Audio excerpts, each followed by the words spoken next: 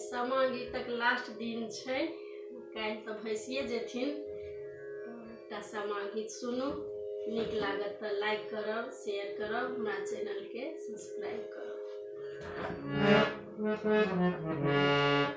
बारह बरख पर भैया आयल है, आहे आयल है, आहे किए बैसक देबनी, दुलरुआ भैया पाहुन है, आहे किए बैसक देबनी, बड़का भैया पाहुन है।